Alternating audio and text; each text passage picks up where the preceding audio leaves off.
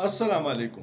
اوس چې د پاکستان د معیشت څه بد حل دی، کو تاسو ته یاد شي نو زمونږ آرمی چیف محترم جنرال عاصم منیر صاحب یو کال مخکې ویلیو چې ان شاء الله العزیز په یو کال کې به د ملک معیشت ډیر بهتر شي.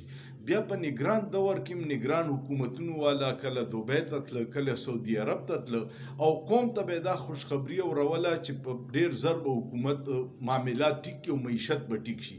بیا چې کله د حکومت جوړ شو نو شهباز شریف او آرمی چیف صاحب دوبۍ ته، چین ته، سعودي عرب ته، قطر ته، مختلف ملکونو ته تلو چې راله نو وزیر اطلاعات صاحب به دا خوشخبري اوروله چې ډیر زر په اربونو ډالر را روان دي.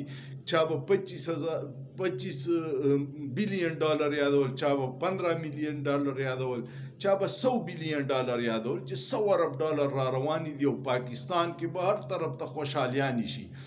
بیا که ستاسو خیالي نو دا ټول ارس دوستان چې دوی ویزټ وکړو وعدې شوي وي نو هغوی ورسره د دې وعدو سره یو مشوره هم ورکوله چې څو پورې ستاسو په ملک کې سیاسي استحکام نه راغلی نو څوک دلته انویسټمنټ له نه راځي.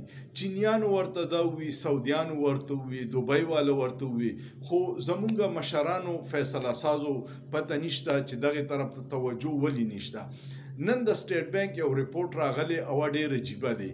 سټیټ بانک په ریپورټ کې دا لیکلي دي چې پاکستان په دې یو کال کې 8000 ارب قرضه نور واغسته او اوس د پاکستان مجموعي قرضې چې دي نو هغه 84907 ارب روپۍ شوي. 84907 ارب روپے او دا زمون د ټول ملک د کل آمدن 80.1% ته ورسېدی.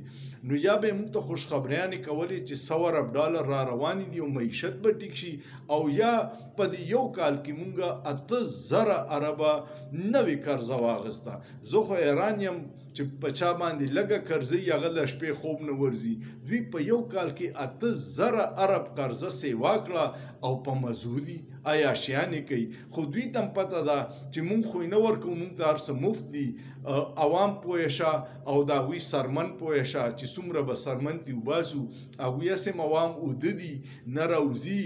زمونږ په ګاونډ کې سریلنکا والا راووته، فرسوده نظام نه ځان خلاص کو، بنګلادیش والا راووته، فرسوده نظام نه ځان خلاص کو.